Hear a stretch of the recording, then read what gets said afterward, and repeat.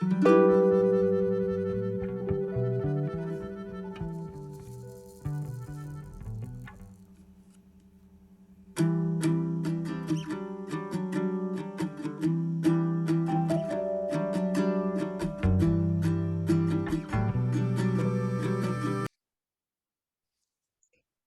tal amigos? ¿Cómo están? Bienvenidos a su programa Sin Parentesco. Bueno, como siempre, estamos aquí Wilmer Mejía Carrión y... Carlos Mejía Cáceres. Muchas gracias a todos nuestros amigos que continuamente están viendo nuestro programa, nuestras entrevistas, nuestros momentos de tertulia, que quizás en estos días se nos hace un poco complicado en el caso de ambos estar presentes en la entrevista. Sin embargo, siempre estamos pendientes de todo, ¿no? Y próximamente, claro, vamos a tener la posibilidad definitivamente de estar ambos en las entrevistas que se den, como siempre lo hemos hecho desde los primeros programas, desde los inicios, ¿no? De nuestra romántica aventura por las tertulias culturales, literarias e históricas. ¿Qué tema vamos a ver hoy, Wilmer? Cuéntame. Bueno, hoy día vamos a ver la guerra en Mesoamérica, ¿no? En la época prehispánica de la mano de nuestro amigo mexicano Cristian Bautista. Cristian Bautista, como siempre, el investigador dentro de este contexto de todos los reinos que hubo, ¿no? De esas agrupaciones culturales que estuvieron desarrollando muy bien previamente a la llegada de los europeos, ¿no? A la invasión europea. Prehispánico, podemos decir, ¿no? Sí, sí, así es, y que tienen su parangón en la cultura andina, ¿no? Como sabemos, tanto en Mesoamérica, en México específicamente, en el área de las Andes centrales, en el Perú, Sí. se desarrollaron en ambos lugares grupos con una complejidad social bastante interesante, ¿no? Se sabe que fueron los más desarrollados en la América prehispánica, pero una cosa muy interesante y que vamos a ver con Cristian es que en Mesoamérica la guerra era muy importante y era parte de la vida cotidiana. Ahora, no estoy idealizando el mundo andino, ¿no? En el mundo andino también había guerra, sin embargo, la importancia que tenía esta me parece que no era tan profunda como sí lo fue en Mesoamérica. Claro, en Mesoamérica, como estábamos comentando hace un momento, los pueblos eran bastante guerreros, estaban en esa constante búsqueda de prisioneros de guerra para los sacrificios, ¿no? Los enfrentamientos, las heroicidades, en fin. Esto me lleva a cierto parangón, a cierto paralelismo, tal vez con el mundo medieval europeo, claro, con exactitud, definitivamente no, pero sí debe haber cierta semejanza, porque en los tiempos medievales también había ese tipo de búsqueda, ¿no? De estar en constante guerra y de perfeccionar todo lo que serían los ejércitos, bueno, las armas en esos tiempos blancas, y también tratar de mostrar la caballerosidad, la heroicidad de sus guerreros. Algo así sería, Wilmer. Sí, sí, así es. En la entrevista que vamos a tener, pues vemos de que en realidad el mesoamericano, ¿no? Los pueblos mesoamericanos van a estar bastante imbuidos en esta cuestión, una lógica cultural en la cual la guerra es muy importante, inclusive para sus propios estatus, para sus propias, vamos a poner así, inclusive prestigio, ¿no? Dentro de la vida cotidiana, ya que va a ser bastante importante, por ejemplo, cómo la guerra se va a relacionar con otros ámbitos de su vida, ¿no? El económico, entre otros, ¿no? Pero bueno, como bien lo dijiste, ahora no vas a estar presente en la entrevista, pero sí, de todas maneras vamos a continuar con más entrevistas para ustedes en esta tercera temporada y ya esperamos pues de que Carlos esté con nosotros ya y... Definitivamente, definitivamente tenemos que inaugurar la tercera temporada con una entrevista en la cual estemos ambos, ¿no? Siempre también de la mano de nuestros amigos invitados y tratando de compartir con ustedes todas las investigaciones a las cuales hemos llegado nosotros y todos ellos también, porque siempre hay algo que aprender cada día, cada momento y en cada conversación.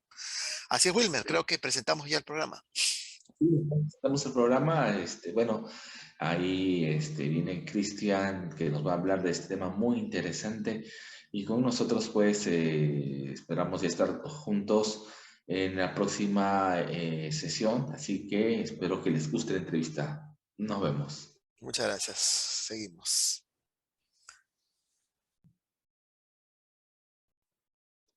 ¿Qué tal amigos? ¿Cómo están? Bienvenidos a su programa Sin Parentesco. Bueno, como siempre, trayendo pues a personas profesionales de las ciencias sociales que nos hablen de diferentes temas que espero que sean de agrado de ustedes, ¿no?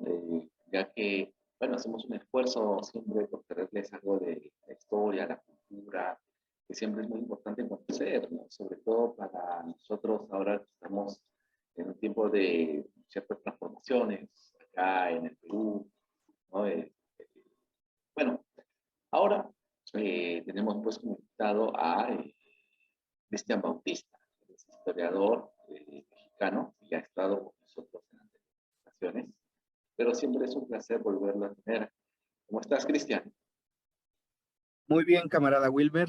Te envío un saludo afectuoso y también un gran saludo y abrazo a todo nuestro público de este día. Como siempre, agradezco la invitación. Sí, no, muchas gracias a ti. Más bien, nuevamente estamos haciendo este formato en el cual, bueno, Carlos le encantaría estar acá, pero lastimosamente por sus obligaciones académicas no puede. Sin embargo, vamos a grabar una introducción pequeña hacia este tema para que ustedes también vean que Carlos, a pesar de que no puede, siempre está dispuesto a dar su granito de arena, ¿no? A conversar. Pero bueno, entremos en materia. Hoy día vamos a hablar de la guerra en Mesoamérica, ¿no? Específicamente en la época prehispánica. Claro que sí, por supuesto, un tema fascinante y justo es el tema que más he estudiado y que mejor domino de todos los temas. Excelente, entonces vamos a tener una muy buena charla. Bueno, en principio, Cristian, una serie de dudas que yo tengo, o de preguntas, ¿no? Que me surgen en principio. La primera es, eh, ¿desde cuándo se puede decir que hay rastros de estados militaristas en Mesoamérica, ¿no? Como comentábamos, eh, fuera de un poco, fuera de la entrevista acá, por ejemplo, en Andino, tenemos de que ya es a partir de intermedio temprano, a partir de que sería Moche, Nazca, ¿no? Que es el 200 después de Cristo aproximadamente, que tenemos estados militaristas. En el caso mesoamericano, ¿desde cuándo ustedes tienen esta clase de estados? Pues por lo menos tienen 3000 años de existencia. Es decir, ya en tiempos muy, muy antiguos, lo que en México llamamos el preclásico, hacia el año 1000 antes de Cristo, ya había algunos estados pequeños, pero destacables, como las ciudades que habían ido fundando los olmecas, entre Zapotes, La Venta, estos lugares que son ciudades, de hecho, muy, muy sencillas, pero que ya reflejan, al menos lo vemos en la escultura de los olmecas, muy destacable, muy avanzada, pues una importancia mayor a lo que vemos en otras culturas en relación a la guerra, al arte bélico, ¿no? O sea, incluso hay algunas representaciones de armas ya en ese momento histórico. Claro, Estamos los hablando olmecas de qué año destacan aproximadamente. grandes, perdón. ¿De qué año aproximadamente? Pues mira, los olmecas existieron desde el 1000 antes de Cristo y comenzaron a decaer hacia el 200 o hacia el 300 después de Cristo, o sea, ya de nuestra era. Es una sociedad bastante antigua y se le considera la cultura madre de Mesoamérica, aunque paralelo a los olmecas hay otras culturas. Como suele pasar, ¿no? O sea, siempre se enfoca uno mucho más en cierta región, en cierta realidad cultural. Es lo que pasa en Perú con Caral, me parece, pero al mismo tiempo que existía Caral, había otros asentamientos. Y lo mismo pasa con los olmecas. Al mismo tiempo que existían los olmecas, había otros asentamientos en la región del occidente mexicano, en el occidente de Mesoamérica, lugares como Michoacán y así. También en la región zapoteca hay otros asentamientos. Por ejemplo, yo puedo mencionarte San José Mogote, Capacho, son lugares en donde también se desarrollan culturas diferentes del Olmeca. Claro, los Olmecas son muy impresionantes porque construyeron ciudades, construyeron las primeras pirámides y eran extraordinarios escultores. Sus famosas cabezas colosales son muy, muy conocidas, no solo en México, sino en el resto del mundo. De hecho, hay quienes dicen que de ahí ha surgido también el mito de que los Olmecas son africanos, porque esos, los rasgos de las caras, pero no tiene nada que ver. O sea, es un mito. Hasta se han hecho análisis de ADN en huesos de olmecas y no, son 100% indígenas, simplemente tenían una apariencia particular y además ellos tenían un gusto por cierto tipo de apariencia, aparte. No, pero ya en esa época ya vemos un cierto apego a lo que después va a ser la guerra en Mesoamérica. Los olmecas, de hecho, ellos configuraron todo lo que iba a ser después Mesoamérica, su religión. O sea, entre los olmecas vemos representaciones muy antiguas de Quetzalcóatl y de Tezcatlipoca, de la tierra, del monstruo de la tierra llamado Zipactli. Vemos representaciones en el mundo olmeca del sol. O sea, vemos que ellos son los que van a terminar configurando lo que después va a ser Mesoamérica, ¿no? O sea, digo, con la mención de este famoso personaje Quetzalcóatl, eso ya existía entre los olmecas. Tezcatlipoca posiblemente sea más importante que Quetzalcóatl, por cierto, entre los olmecas, porque Tezcatlipoca es como el jaguar, y los olmecas, muchas de sus representaciones son de jaguares. Entonces yo sospecho que ellos eran más del Tezcatlipoca que de Quetzalcóatl, pero ya existían ambos dioses. Para que entienda el público, en Mesoamérica había 4 dioses, los 4 Tezcatlipocas, y estos eran representados por distintos colores, ¿no? Pero los más importantes y los más conocidos son el Tezcatlipoca blanco y el Tezcatlipoca negro, como el yin y el yang, ¿no? Y el Tezcatlipoca blanco es Quetzalcóatl y el Tezcatlipoca negro es Tezcatlipoca, que de hecho Tezcatlipoca negro le preferimos decirle Tezcatlipoca sin cambiarle el título, porque este dios tiene muchísimos nombres, muchos nombres y variantes regionales. Entonces, se prefiere más la forma de Tezcatlipoca, así, Tezcatlipoca negro. Y estos 2 dioses ya estaban presentes en el mundo olmeca. Ellos son los dioses que crean el mundo, literalmente, o sea, van contra el monstruo de la tierra llamado Zipactli, y entre los dos lo destruyen. De hecho, de Tezcatlipoca pierde una pierna, se la corta él mismo para que sea la carnada del monstruo de la tierra, Zipactli, y con eso logran distraer al monstruo, y entre los 2 dioses destruyen a la criatura y forman nuestro mundo y los cielos y el inframundo. Y esos dioses son los que crean al dios de la muerte. Son dioses muy importantes, muy importantes en Mesoamérica, y ya estaban presentes en el mundo olmeca, aunque no tenemos detalles, obviamente, de cómo se insertaban en esa mitología tan antigua, porque los olmecas son muy antiguos, muy antiguos. Y pues lo que sí sabemos es que ahí comenzó todo. O sea, Ahí comenzó eso, la importancia de la guerra. Porque hasta el Quetzalcóatl es guerrero, ¿eh? O sea, aunque mucha gente lo relaciona a la paz, también es un dios guerrero. También es un dios que era capaz de violencia. claro, o sea, los olmecas estarían entre los primeros, bueno, el primer estado, pero ya militarista, como tal. Posiblemente los olmecas peleaban entre ellos. Lo más seguro es que fueran ciudades-estado divididas entre sí, cada una tuviera un rey diferente y que compitieran entre sí por el poder. Es lo más seguro, pero hay poquitas Claro, que ya pruebas de tenían ello. ejércitos. Así es. Aunque serían, o sea, sería una tradición que se conservaría. O sea, no es que los olmecas sean muy belicosos, pero ya vemos el inicio de lo que va a ser Mesoamérica en todos los sentidos. Ah, Lo que sí no se ha comprobado mucho, y hay discusión, es si hacían sacrificios humanos los olmecas. Probablemente sí, pero no hay tanta evidencia como en casos de otras culturas, de las culturas posteriores. Pero eso sí te voy a decir algo. En cuanto los olmecas comienzan a decaer, rápido empiezan a aparecer culturas con una iconografía mucho más belicosa, brutal, o sea, es tremendo. Por ejemplo, los zapotecas son una gran cultura también, y ya en el mundo zapoteca vamos a encontrarnos las famosas lápidas de Monte Albán, en donde hay prisioneros de guerra que aparecen contorsionándose en distintas posiciones, y en esas lápidas grandes, que se llaman las lápidas de los danzantes, vamos a ver representaciones de cautivos que estaban siendo torturados o mutilados. Es algo muy propio de Mesoamérica. Ahí ya comienza ese militarismo, esa importancia. Por cierto, Monte Albán es una ciudad que está ubicada en Oaxaca. Fue una capital de los zapotecas muy importante, una cultura mesoamericana muy antigua, porque estos evolucionaron a partir de un núcleo alternativo a los olmecas, pero su esplendor tardó un poquito en llegar. De hecho, llegó cuando los olmecas estaban en decadencia, pero también recibieron influencia olmeca, como Teotihuacán o como la región maya, ¿no? Y estas personas dominaron la región y mandaron a aplanar la punta de un cerro, y ahí construyeron su ciudad, Monte Albán. Son un lugar impresionante para habitar. Por cierto, aparece también en los billetes mexicanos. Luego, es algo interesante, es algo chido. Genial. Chido significa algo bueno acá en México, como decimos. Claro, claro. No te preocupes, sabes que acá, por toda esta cuestión de las novelas, las películas mexicanas desde hace décadas, muchas jergas que conocemos, inclusive se han introducido algunas, así que no te preocupes, estás siempre libre ahí de expresarte sin ningún problema. Pero, Ok, luego vemos que aparece una gran ciudad en la región, la ciudad de Teotihuacán. Teotihuacán es un lugar increíble, o sea, debo decirlo. Fue la ciudad más grande que llegó a existir en el continente americano. O sea, es impactante su tamaño, es descomunal, es impresionante. Era más grande que la ciudad de Roma. No era más grande que Roma porque fueran como que más inteligentes o más hábiles. Yo creo que todos los humanos tienen una inteligencia comparable, cualidades semejantes, y que las diferencias, como lo decía este historiador Fernán Braudel, vienen del clima y del entorno. Los romanos no llegaron a ser tan grandes, pero porque crecieron hacia arriba, creando edificios de varios pisos, algo que pocos saben.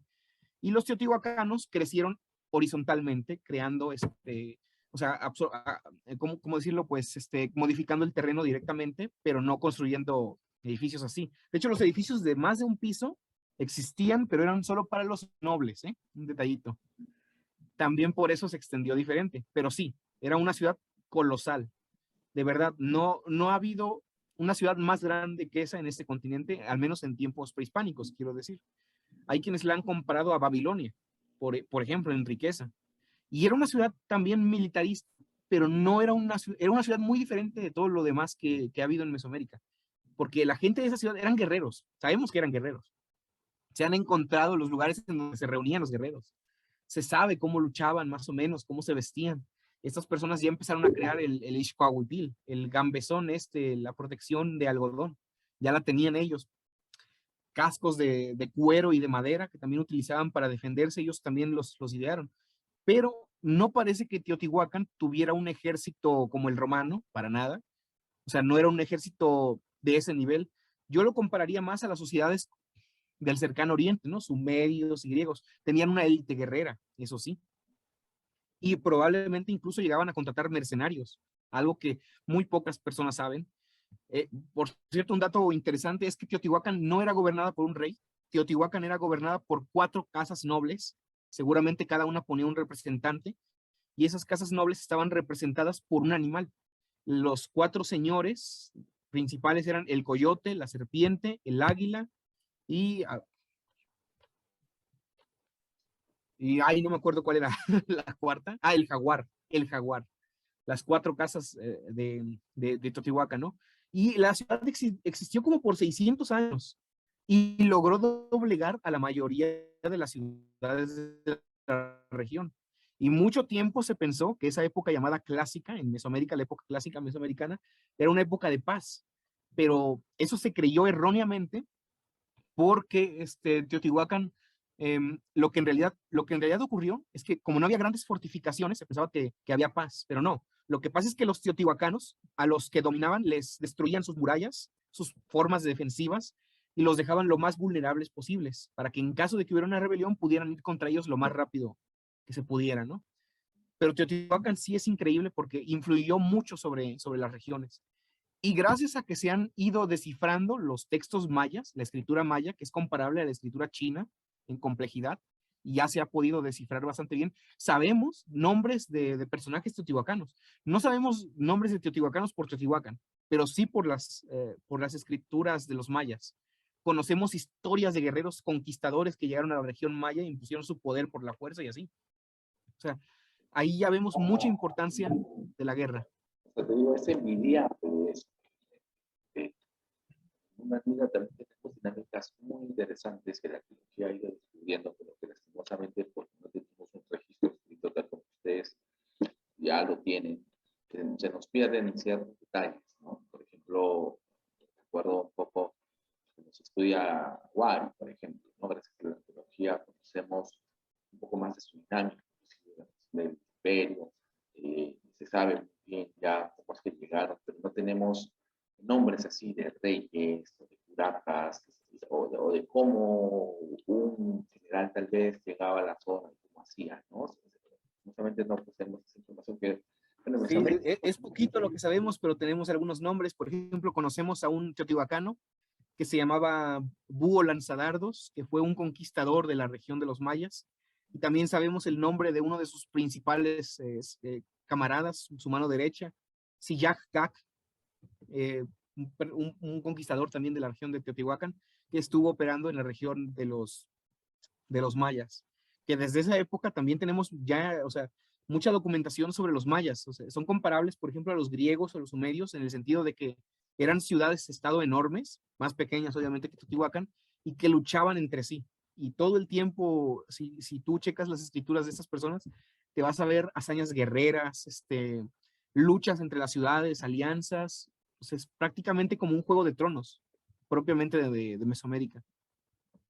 No, porque, bueno, yo sé que los olmecas acá a veces se los compara con Chavín, por ejemplo, ¿verdad? Pero sin embargo, las semejanzas son superficiales, porque Chavín acá, si bien es cierto, en algún momento se le consideró este lugar clave como cultura madre, también una civilización andina que ahora está descartado, pero sin embargo se le consideró algo similar a los olmecas, ¿no? A veces, pero sí hay diferencias bastante fuertes, ¿no? En principio, se me viene a la mente de que Chavín, que está más o menos por la misma época que los olmecas, no era militarista, por ejemplo, ¿no? Era por un poder de unos sacerdotes, era teocrático. Esa es una diferencia bastante fuerte, me parece, con los olmecas, ¿no? Es una diferencia clave. Es más, en el caso andino, hay quienes dudan todavía de que si realmente Caral y las demás organizaciones de la costa que están paralelas a él, y hasta el mismo Chavín, si fueran realmente estados, ¿no? Porque no tienen la condición de militarismo dentro de su cultura. Entonces, parece ser que se manejaron todo por teocracias, y al manejarse por teocracias, hay arqueólogos que pues se basan en esas teorías de McWeb, todo esto que dicen de que no, pues no pudieron ser estados porque el estado tiene que haber una casta militar que apoye, ¿no? Que pueda hacer cierta coerción a la prestación, ¿no? Y en el caso de ustedes, ya lo tienen desde los olmecas prácticamente, y en adelante pues la guerra va a ser importante en su sociedad, porque acá, La guerra era el pan de cada día en Mesoamérica. O sea, sobre los olmecas hay discusión, pero yo los pongo yo los menciono porque son el precedente. No eran tan militaristas, pero son una semilla que va a florecer pues en grande, ¿no? En Mesoamérica. Y en los casos posteriores ya era el pan de cada día. O sea, era lo común, lo más común que te ibas a encontrar en Mesoamérica.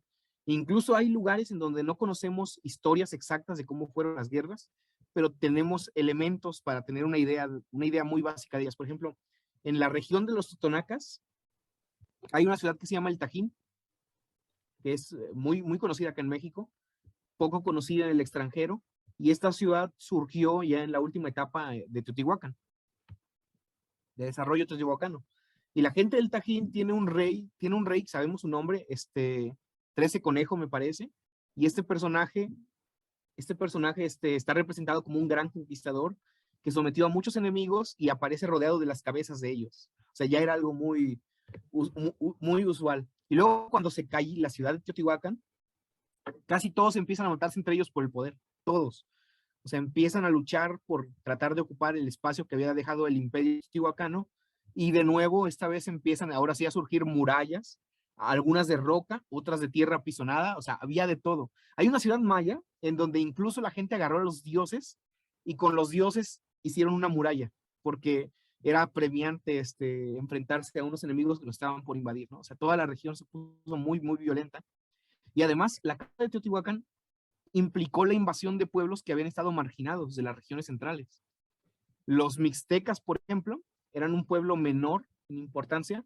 Cuando vieron lo de la caída de Teotihuacán y el debilitamiento de los zapotecas de Monte Albán, comenzaron a invadirlos. Y se terminarían formando reinos mixtecas y zapotecas que lucharon desde el principio, desde ese momento, cuando colapsó el periodo clásico, hasta la llegada de los españoles. Se encontraron luchando entre ellos en intensas batallas, alianzas, o sea, de todo eso. Y es fascinante. De hecho, de la región mixteca sí tenemos cómo reconstruir mucha de su historia a partir de la caída de Teotihuacán, porque sobrevivieron afortunadamente códices de la vida de los reyes de esa región. Sobre todo se recuerda mucho el códice el códice llamado Nutal, lado 1 y lado 2, que cuenta la historia del rey Ocho Venado, Garra Jaguar. Y ese personaje era un hombre muy ambicioso que deseaba crear un imperio mixteca. Y su historia, casi toda su historia, es sobre cómo fue creciendo y conquistando, y fue un gran conquistador. De hecho, por ahí tengo el códice, yo tengo, no el original, obviamente, tengo el facsimilar, el libro del texto, y es increíble. Es increíble. Ese personaje, por cierto, ya había ido a la guerra cuando tenía 14 años. A los 14 años acompañaba a su padre primero y a su hermano después en la guerra, y ahí se fue forjando. Como a los 17 años, me parece, fue al templo de la diosa de la muerte y ahí conoció a la princesa Seis Mono Camisa de Guerra, que van a ser grandes enemigos. Es una historia interesante, ¿eh? Y por cierto, la princesa Seis Mono Camisa de Guerra también es importante. Esta reina, esta princesa, era reina del lugar que se llama Bulto de Xipe, una ciudad. Y el libro, el mismo códice, varios códices, o sea, no solamente el códice nutal, en varios códices se puede checar la historia de la reina. Y este personaje, esta mujer, Seis Mono o Seis Mona Camisa de Guerra, conquistó varias ciudades, ¿no? Conquistó a varios de sus enemigos y ella misma los mató o los sacrificó. Ella misma. Ella conducía guerreros, o sea, ella los lideraba, literalmente. Y es que entre los mixtecas era muy común, si una mujer tenía poder, que ella fuera la que estuviera a cargo. De hecho, la diosa de la muerte, Seis Mona, no, perdón, la diosa de la muerte, se llamaba Nueve Hierba, la que recibió a Seis Mona y a Ocho Venado. Esa era la suma sacerdotisa, era como el papa de la región, pero en mujer. O sea, toda la región mixteca de Oaxaca, pues tenían recintos de los dioses. Y se supone que los dioses de esa región, al menos en ese lugar, el sacerdote era como el dios, porque se decía, la diosa de la muerte era la diosa y era una sacerdotisa, era una mujer que ocupaba el lugar de la diosa y supuestamente cuando ocupaba el cargo de sacerdotisa, la diosa entraba en su cuerpo y se volvían uno solo. O sea, la diosa y el sacerdote eran uno solo en ese caso, y por eso era una mujer muy importante. O sea, a pesar de que era una mujer, tenía ejércitos también. Y de hecho, Seis Mona Camisa de Guerra y la Nueve Hierba, la diosa de la muerte de los mixtecas, la sacerdotisa, tenían una alianza, por cierto, ¿eh? Y en una ocasión incluso, cuando hubo unos enemigos comunes a ambas, la diosa de la muerte, o sea, la sacerdotisa y diosa de la muerte, Nueva Hierba, le dio guerreros a Seis Mona del Templo de la Muerte para que los condujera en contra de sus enemigos comunes. Pero toda esa época de guerras estuvo a punto de terminar porque Ocho Venado Garra Jaguar tenía la idea de unir a todos los mixtecas.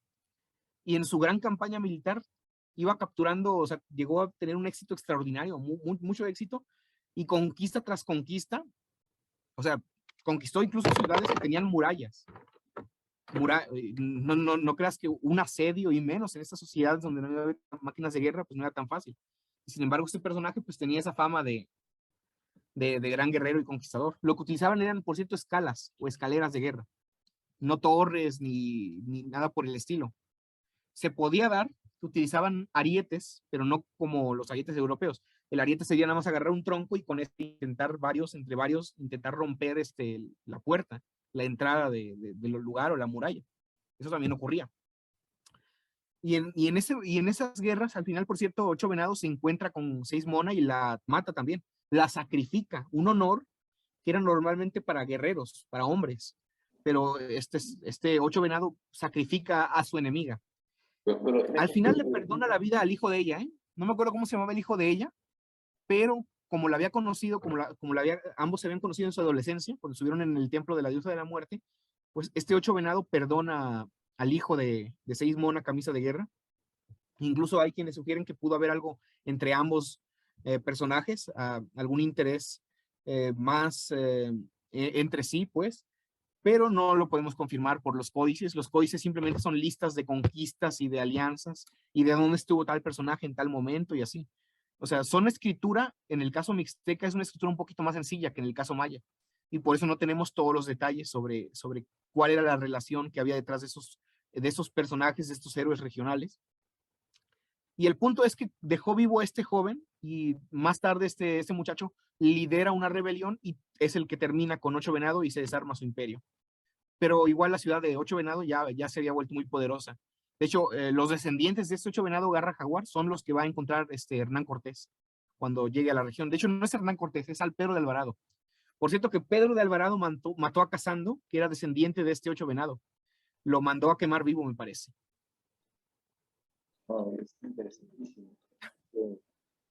Increíble cómo se han dado todos esos sucesos. Y a mí una de las cosas que me llama la atención es justamente ese papel de la mujer en la guerra. Acá también hemos tenido mujeres que a través del tiempo en épocas prehispánicas, por lo que sabemos, también han participado en acciones guerreras, ¿no? Cuando me mencionaste de esta mujer, se me vino a la mente Mamahuaca, ¿no? Que era la mujer de Mapocapa, que según las crónicas, que ella pues va a pelear cuando los incas llegan recientemente lo que va a hacer justo, ¿no? El Valle de Acamar, y va a pelear con tal fuerza que le va a arrancar a uno de los contrarios sus pulmones, los va a soplar, ¿no? Y va a servir un sonido, ese sonido de los pulmones, ¿no? Y así, después hay otras también mujeres, no me equivoco, también Curicoca, que será otra mujer guerrera posteriormente, que también va a participar en la guerra contra los chancas. Pero son excepciones en un mundo de varones, ¿no? Yo supongo que también similar allá con las mujeres en su rol guerrero. Sí, en efecto, o sea, eran excepciones, no eran la regla, aunque sí eran excepciones un poco más comunes que lo que vemos en Europa. O sea, en Europa y en el Medio Oriente, en estas mismas fechas, no vamos a encontrar casos así de mujeres guerreras, no va a ser nada común. Pero en Mesoamérica y en el continente americano es un poco más probable encontrarnos estas historias, pues porque no existían los prejuicios occidentales hacia la mujer. Como Claro, este prejuicio muy acuciado que se tiene de que el pecado entró por culpa de Eva y así, ¿no? Yo creo que todos estos factores también mitigaron mucho que la mujer tuviera en ese momento histórico un papel preponderante en Europa, aunque aún así hubo mujeres importantes en Europa. Y pienso que como no existían ese tipo de mitos restrictivos, pues no había razón para que una reina pudiera llegar a gobernar. En la región maya es también bastante común, entre los mixtecas y entre los mayas. De hecho, esos fueron pueblos muy, muy belicosos, muy, muy guerreros entre ellos, y de los que más información tenemos sobre sus guerras y sus armas. Y son guerras muy violentas. Algo que me llama la atención es que, por ejemplo, si un rey capturaba a otro rey, no había piedad. Era poco común encontrar piedad. Lo que pasaba aquí es que si un rey capturaba a otro rey, le esperaban toda clase de tormentos horribles al capturado, aunque fuera un noble o lo que sea. Eso sí, podían perdonar a un príncipe o a un subordinado menor y colocarlo como un rey títere. En la región maya estoy hablando particularmente. Pero, o sea, si un gobernante era capturado, le esperaba lo peor. Lo torturaban, lo quemaban vivo, lo agarraban. Hay representaciones de ello entre los mayas, de que a veces a todos los nobles les cortaban las uñas, se las arrancaban. Y ya sin las uñas, los hacían que llegaran con sogas en el cuello, atados frente al rey vencedor, al victorioso. Y este era el que decidía el destino de los vencidos. Y a veces los que estaban derrotados, pues rogaban piedad, más que nada para que no lo siguieran torturando. Pero casi siempre el rey vencido era el que le tocaba el peor tormento, todavía lo iban a torturar más. Entonces rogar era un poco más probablemente para que no siguieran ensañándose con el resto de su linaje, con su familia. Porque al final casi siempre al rey derrotado lo mataban, lo sacrificaban los dioses. Y antes lo habían torturado un poco más. Por ejemplo, con mutilaciones, lo pasaban por el fuego, lo dejaban quemándose un poco y luego lo sacaban para que sufriera. O sea, algo muy común. Hasta hay representaciones muy gráficas de eso en las esculturas de los mayas. Es una cultura fascinante en ese sentido. sí, Y sí, al final, pues, igual si hay casos, ¿sabes? Igual si hay algún caso de reyes que sufrieron la tortura y sobrevivieron y por piedad excepcional es que lograron mantenerse en su trono, pero ya como subordinados. Entre los mixtecas, pues no es que se enseñaran tanto los mixtecas, más bien entre los mixtecas eran prácticos, agarraban al rey vencido y lo sacrificaban rápido, lo más rápido que se podía. Y a veces podía haber duelos personales y cosas por el estilo. Ya después de Teotihuacán, como te había comentado, fue una época de mucha violencia, y es cuando van a aparecer dos nuevos pueblos en la escena, los toltecas y los mexicas. Bueno, los nahuas, vamos a hablar de los nahuas. Así como los mixtecas terminaron venciendo a los zapotecas y dividiéndose la tierra con ellos, y luchando entre sí en nuevas guerras. 8 Venado Garra Jaguar era mixteca, la reina 6 Mono camisa de guerra era mixteca. Esos personajes de los que te hablé eran mixtecas. Pues eso pasó solo en la región de Oaxaca. En el centro de Mesoamérica, donde habían dominado los teotihuacanos, allí entraron en escena los toltecas y los nahuas. Esos pueblos eran pueblos que vivían en las regiones marginales de Mesoamérica. Cuando vieron la debilidad de los grandes imperios, se lanzaron a conquistar la región. Y por eso vamos a ver que los nahuas salen de la región del occidente de Mesoamérica y comienzan, o sea, a diseminarse por toda la zona. Y como los imperios que, o sea, las ciudades que ahí habían quedado, o sea, se habían, después de que cayó Teotihuacán, se habían disputado el poder, estaban muy debilitados y fueron fácilmente conquistados por los nahuas, como por ejemplo, de hecho, los toltecas eran una mezcla de nahuas con otomís, y luego empezaron a surgir estos reinos, los mexicas, los de Tenochtitlan, los azcapotzalcas, los tlaxcaltecas, todos ellos eran nahuas y eran recién llegados, ¿eh? A los mexicas se les echa mucho de que eran recién llegados porque fueron los últimos, pero los tlaxcaltecas, los texcocanos, los azcapotzalcas, todos esos pueblos eran gente nahua que habían aprovechado la decadencia de los grandes imperios y se habían lanzado al centro a crear sus propios estados. Que por cierto, Teotihuacán era una ciudad otomí y ahora el papel terminó invirtiéndose y los otomís terminaron siendo dominados por los nahuas. Lo que Hernán Cortés encontró más o menos es esto que te estoy comentando, un mundo de reyes y reinos nahuas que dominaban sobre culturas como los otomís o los otonacas, que eran más antiguos. Y en la región mixteca se encontrarían los españoles, pues todavía mixtecas y zapotecas luchando entre ellos. En la región maya también habría mayas luchando entre sí, pero pues la diferencia es que los mayas entraron en decadencia, en una decadencia brutal, y sus ciudades impresionantes de la época clásica ya no existían como tal. En la época en la que llegó Hernán Cortés sí había algunas ciudades, pero no eran tan grandes, eran ciudades pequeñas de 10,000, 15,000 habitantes. Y en la época clásica había habido ciudades colosales de 30,000, 40,000 habitantes, hasta de 50,000 habitantes, por ejemplo. Y esto es lo que se encontró Hernán Cortés. Culturas, eso sí, muy diferentes entre sí, ¿eh? No eran, o sea, no... Yo veo, por ejemplo, en el mundo de los chinos, en el mundo europeo, y si tú checas su mapa, o sea, no hay tantas diferencias entre ellos, pero en Mesoamérica sí. O sea, de repente te encontrabas una cultura que era todo lo contrario de la que estaba al lado tuyo. O sea, es una cuestión muy curiosa. Y había características muy diferentes en la región, o sea, como que está muy dividida en regiones. Los mayas, por ejemplo, son únicos. Sus culturas, sus costumbres, su desarrollo intelectual y cultural es muy distinto del resto de los mesoamericanos. Estaban muy adelantados. Por ejemplo, desarrollaron capacidades incluso para predecir eclipses.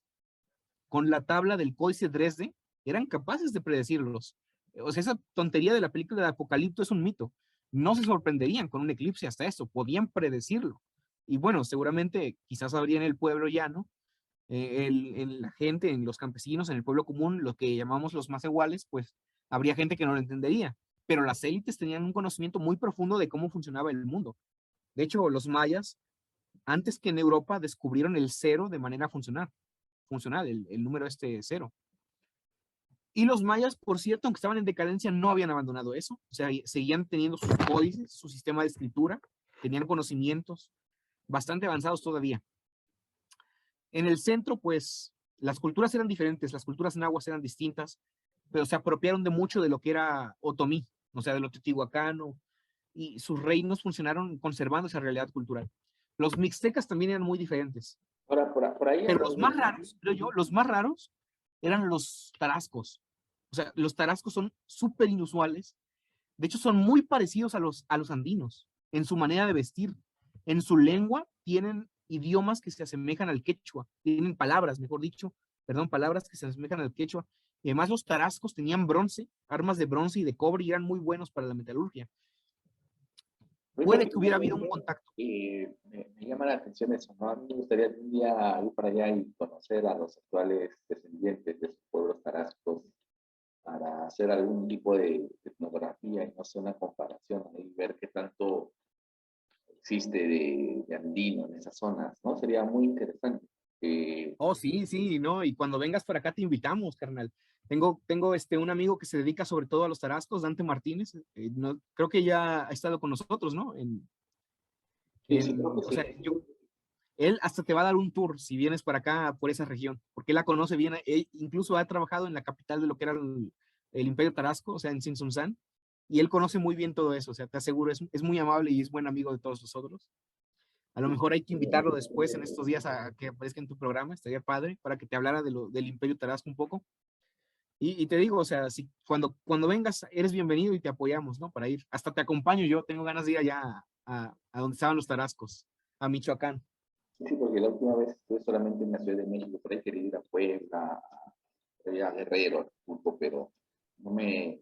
Uno es el tiempo y otro es que me dijeron de que había bloqueo de carreteras, algo así. Entonces ya preferí no arriesgar. Sí, Sí, sí, porque me dijeron que era bastante común. Entonces, y justo ya iba a tener unos días y me dijeron de repente, me da mala suerte de que tú te topas con un bloqueo de carretera y pierdas tu vuelo. Entonces, mejor decidí no. sí.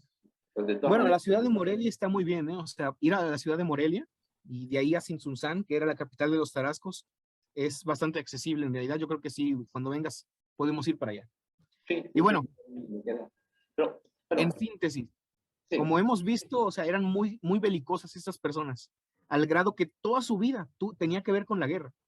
Casi todos sus dioses, bueno, o sea, ahora que lo recuerdo, es raro encontrar un dios en Mesoamérica que no esté relacionado a la guerra. O sea, todo es guerra, todo es belicosidad, todo es lucha, competencias, incluso entre los mismos grupos étnicos. O sea, los nahuas, entre los nahuas, no porque tuvieran la misma cultura, se querían entre ellos, ¿no? O sea, los nahuas peleaban entre ellos brutalmente. Los mexicas eran nahuas, o sea, los aztecas, pues.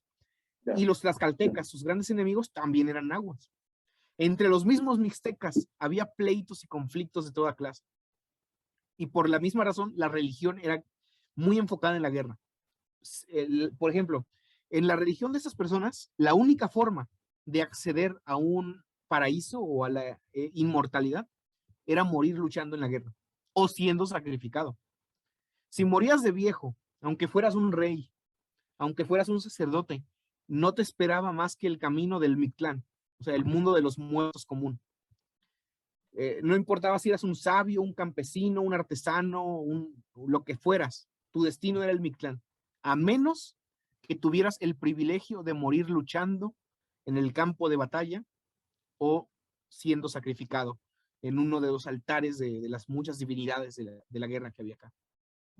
Cada ciudad Muy interesante tenía cómo tener su... mecanismos culturales para que tú pienses de que morir por en una guerra es lo máximo, ¿no? Entonces, tú trates inclusive de dar tu vida valientemente en pro de tu estado, tu patria o tu comunidad, ¿no? O sea, estos mecanismos culturales me parecen muy interesantes.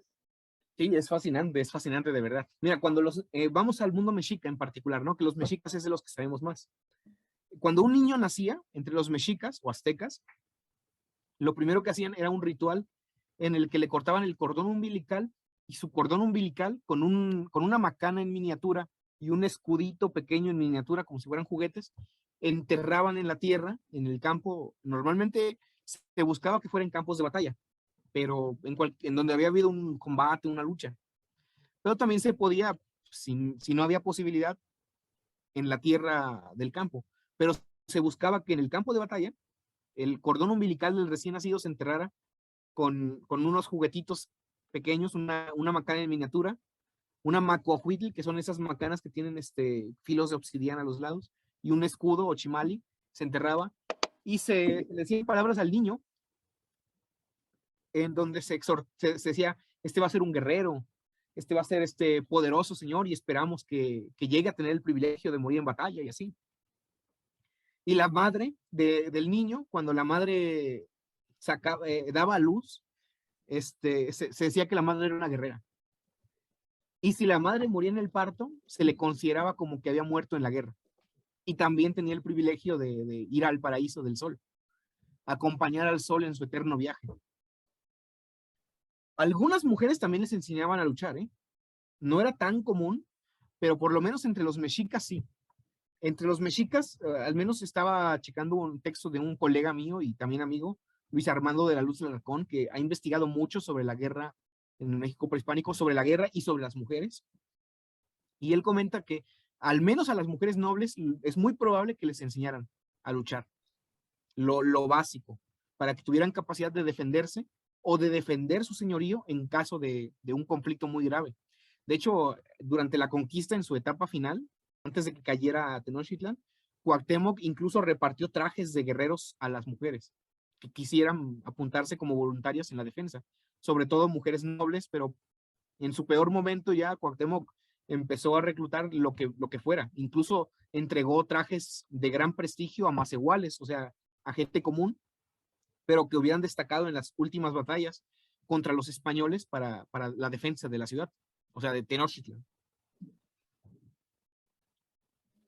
Una cosa interesante que tiene que ver con eso, en Tepeaca, en un fuerte mexica, después de la famosa batalla de la Noche Triste, en donde Cortés fue derrotado, Cuitláhuac envió cartas tras vencer a Cortés, diciéndoles a los señores de los lugares que si tenían españoles allí, los mataran. Yo recuerdo que había un personaje al que llamaban un español, al que le apodaban el Chocarrero. Y este sujeto se había caracterizado por ser muy cruel, en particular con las prostitutas mexicas que estaban allí, las llamadas alegradoras. Pues los guerreros mexicas, cuando mataron a los españoles, le dejaron a las alegradoras a este hombre. Y fueron ellas las que fueron a capturarlo y lo llevaban arrastrando y se dice que el sujeto lloraba y rogaba que no lo mataran y fueron las alegradoras los que lo atraparon, lo agarraron y lo llevaron a ser sacrificado. Algo interesante es. O sea, es algo que me llama la atención y que demuestra que estas mujeres tenían una preparación para la batalla. Con lo que me cuentas, ahí yo veo claras diferencias con el mundo andino. O sea, el mundo andino, la forma y la estructura, claro que obviamente también había guerra, todo, pero no a esa magnitud, ¿no? Acá la cosa era un tanto distinta, aparte de que también se encuentran diferencias, al menos en la cuestión de la costa con la sierra, ¿no? Por ejemplo, algunas cosas que me dices de los prisioneros atados con sogas, eso me hace acordar a los mochicas, por ejemplo. Los mochicas dibujaron una serie de fila de guerreros atados con sus sogas y llevados a ser sacrificados, ¿no? Inclusive lo que se sabe de los mochicas es que al sacrificar a los prisioneros se les cortaba el cuello, ¿sí? Y había una copa tradicional ahí, con la cual la sangre pues se ponía en esta copa y la loquiza era la que tomaba, ¿no? Sangre, ¿sabes? Y eso, si no mal recuerdo, prácticamente todas las sociedades mochicas, porque similar a lo que me cuentas, allá con los mexicas, los nahuas, los mochicas tenían, cada valle era independiente, era un estado, valle-estado, uno con sus rey, pero que a pesar de compartir una cultura similar, probablemente un idioma similar, entre otras cosas, se combatían entre sí y también se peleaban a tal punto que inclusive se sabe que un rey podía tomar 2, 3 valles, crecer y aliarse con otros y así, todo dentro del mundo mochica, ¿no? Diferente a los demás. Entonces, por eso creo que también a veces hacen una semejanza entre los mochicas y los mesoamericanos, ¿no? Porque siempre queda esa duda, algunos piensan todavía que los mochicas probablemente hayan tenido un origen eh, mesoamericano, pero todavía no hay pruebas fehacientes de eso. No puedo dar detalles de esto porque hay investigaciones que están en curso, pero los mexicas y otros pueblos nahuas, todos vienen de la región occidental de Mesoamérica, probablemente un poquito del norte, pero todavía es Mesoamérica. Eso de que venían del norte lejano, eso ya es un mito. Eso te iba a decir, que yo vi un documental donde decían de que probablemente los mexicas tendrían los Hopis de los Estados Unidos. No tiene nada que ver.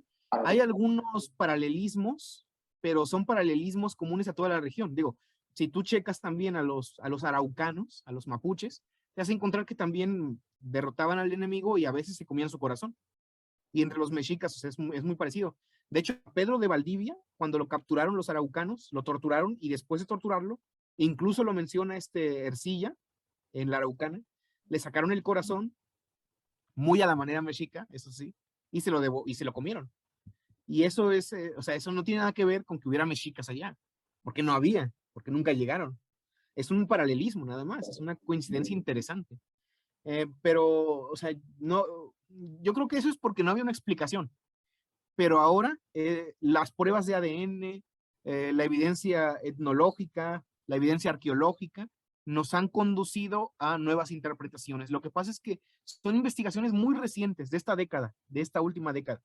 Y por esa razón son cosas, incluso hay algunas cosas que me he enterado que no debería de comentarlas porque están en plena investigación, pero que yo te puedo asegurar ahorita, eh, ya está confirmado que los mexicas son mesoamericanos de una región marginal de Mesoamérica, pero no son externos, no venían del exterior.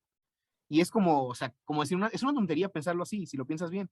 Era una tontería pensar que venían de tan lejos, porque, o sea, esa cuestión se enfocaba tanto en ellos, porque habían sido los últimos en llegar, pero nadie lo decía de los tlaxcaltecas, que también eran migrantes. O sea, los tlaxcaltecas también decían, ah, nosotros llegamos y conquistamos y a veces hasta matamos a todos los que aquí vivían antes, pero nadie lo cuestionaba, nadie decía, ay, ¿de dónde habrán venido? A lo mejor son de lo que es Estados Unidos. No, nadie lo decía, nadie lo cuestionaba. ¿Por qué?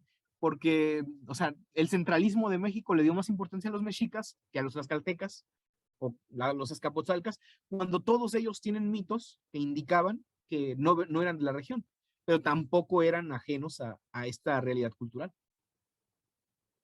No, es muy interesante porque, bueno, al menos creo que como el área mesoamericana es más pequeña, si lo ponemos en cuenta el área andina, de alguna manera ustedes se resuelven esto sin problemas binacionales, por decirlo así, porque acá en el caso andino a veces nos peleamos con los bolivianos a veces por un patriotismo, por patriotería, diría, porque por ejemplo, la arqueología ya sabe de que la civilización andina está una evidencia punta a que fue en la costa centro-norte en la que se originó. Sin embargo, todavía hay bolivianos que dicen de que los peruanos soslayamos así con total impunidad que la cultura andina se originó en Bolivia y que los peruanos ocultamos eso y nos hacemos ver como los únicos que hemos tenido una civilización, pero sin tener en cuenta a los bolivianos, ¿no? Pero eso ya cae en interpretaciones que en realidad tienen más de patriotería que de ciencia, ¿no? O sea, si bien es cierto, los bolivianos sí tuvieron una gran importancia, por ejemplo, para la aparición de la cultura Wari, Tiahuanaco fue importantísimo para la aparición de los incas, Tiahuanaco fue importantísimo. Sin embargo, decir de que el origen de la civilización andina está en lo que ahora es Bolivia, eso ya no tiene sustento, ¿no? Entonces, a veces hay una pelea ahí binacional. A veces cuando yo voy a los comentarios en Facebook, en YouTube, los bolivianos se ponen muy, a veces sabrosos, como decimos por acá, no, se ponen un poco tercos en ese sentido, ¿no? Los peruanos nos roban el, que nosotros seamos el verdadero origen de la civilización andina. Sí, es un problema interesante el que me comentas, pero pues al final yo creo que en este caso hay que tratar de dejar, pues, en el caso de México, el centralismo, que le dan mucha importancia más a los mexicas o los aztecas, y en el caso pues, de los sudamericanos, de los hermanos de Sudamérica, pues yo creo que hay que tratar de ver todo desde una perspectiva más objetiva, no hay que juzgar con patrioterismos, nacionalismos, porque a veces nos impide ver eh, las contribuciones del otro, ¿no? Por ejemplo, los de Ecuador también son andinos y también desarrollaron culturas interesantes y luego muchas veces cuando uno habla del mundo andino no se escucha mucho lo del Ecuador. Pero te voy a decir algo que me parece interesante, es que seguramente fueron navegantes del Ecuador, que según las crónicas tenían velas, los que llevaron esa influencia andina a Mesoamérica, es decir, al reino Tarasco. Porque eso los historiadores peruanos sí lo dicen, los historiadores, ¿no? Pero cuando tú vas al colegio, no se habla de los balseros de Manta de Ecuador, se habla de los chinchas de Perú, pero se soslaya, y eso sí es cierto, de que fueron los manteños ecuatorianos los que sí llevaron probablemente lo andino hacia tierras más norteñas. Acá generalmente cuando vas a los colegios, a los secundarias, le hablas de los chinchas, ¿no? Los grandes comerciantes, pero no se habla de los ecuatorianos. O sí se habla, pero se habla de una manera bien sucinta, bien breve, como y sí había pueblos en la costa de Ecuador que hacían navegación y punto, ¿no? Sin entender su importancia para la dinámica que había en la región andina. Lo cual es una pena, pues eso también, y lo digo abiertamente, es parte de la patriotería peruana, como la hay boliviana, como la hay ecuatoriana. Sí, Sí, sí, sí. Aquí lo que tenemos es, por ejemplo, que, o sea, yo conozco del tema, pero, o sea, el mexicano conoce solo a los mexicas. El mexicano común, la mayoría sí conocen solamente a los mexicas, incluso cosas muy interesantes, porque el pueblo como que sí sabe un poquito de historia. Lo malo es que hablas de tarascos, de mixtecas, y no se pierden, salvo que seas de esa región, ¿no? O sea, obviamente en Michoacán, de donde son los tarascos, rápido, o sea, ahí está está eso a flor de piel, ¿no? Ahí sí los conocen. Pero pregúntale a un veracruzano sobre los tarascos, no saben de ellos. O a un yucateco sobre los mixtecas, no, o sea, casi no hay conocimiento, es un poco triste. Se le da más importancia a veces a una sola cultura que al resto. Bueno, Y eso tenemos se casos proyecta de Perú, ¿ah? Con los incas. Y eso Claro que no. se proyecta al exterior porque mucha gente no se acuerda de las otras culturas. Aquí en México, si acaso mayas y mexicas, pero en el extranjero no se acuerdan de las otras grandes sociedades. Y cuando la gente piensa en el mundo andino, en el extranjero, se acuerdan de los incas, pero piensan que todos eran incas y no es Ajá, cierto, no todos eran ajá, no incas. sé. Había otras grandes sociedades. Mira, por ejemplo, te pongo algo, Lima, antes de los incas estuvieron los sichos, que Sí, la cultura estuvo acá. Y, por ejemplo, no vas a encontrar en ningún, hasta mira, yo, de repente si hay alguien que es así, lo ponga en los comentarios, yo hasta lo que he visto, no existe ninguna estatua así que rememore a los Ichmas como tales. No existe. Ah, ellos eran la cultura anterior de los incas en Lima. Existe, sí, en la piedra, hay una piedra al costado de la Municipalidad de Lima que rememora a Tahuantinsuyo, el último curaca, bueno, se pensó originario de Lima, pero en realidad era sirviente de Huayna también, de la esposa de Huayna, era un llana. Pero eh, salvo eso, que ni siquiera es para un personaje realmente Ichma, no hay un lugar, una estatua que diga, ¿no? En reconocimiento a los Ichma. Y eso que este fue su centro, Lima, acá, nada. Y lo mismo en otras regiones, todo ha sido inca, ¿no? Inclusive lo hemos comentado alguna vez, ¿no? Que acá a veces tienes que luchar contra los incas para hacer patrimonio, socializar el patrimonio, porque hay cosas que no son incas. Tienes que decirlo primero que esto no es inca, olvídense de los incas, ya, este es más antiguo. Si no, siguen pensando que incas por todos lados, eso no ha sido así. Bueno, estimado Cristian, la hora, bueno, el tiempo es tirano, ya tenemos que terminar. Ha sido un placer tenerte aquí y conversar de este tema que es bastante apasionante, realmente. A mí particularmente me causa una grata impresión todos los datos que existen y gracias a la escritura que ustedes han podido descifrar. O sea que acá todavía estamos en cierre en ese sentido, ¿no? Probable que sí haya habido cierto tipo de escritura en el sentido de una forma de llevar información a otros. Probablemente los equipos ya tienen ese peso, ¿no? Pero lastimosamente pues, no los tenemos nosotros en tanta variedad, tanta,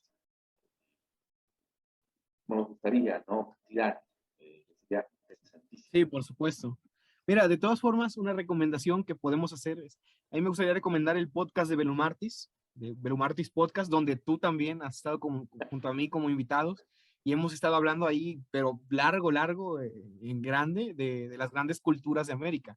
Me ha tocado hablar ahí de mixtecas, zapotecas, tarascos más a fondo, y tú también de incas, culturas pre-incas. Entonces, yo los remito, ¿no? A que se echen esos podcasts, a que se den una vuelta si quieren profundizar más en estos temas tan fascinantes. Sí, por supuesto, son invitados ahí en Perú Marquis, ahí como en Google, y va a salir el Perú Marquis Podcast, y son muy, muy interesantes, ¿no? Maratónicas, conversaciones de 5 horas ahí sobre los incas, Mesoamérica, Sí, es muy interesante. Bueno, amigos, eso es todo por hoy. Esperamos que les haya gustado el programa de ahora, y con nosotros es hasta una próxima sesión.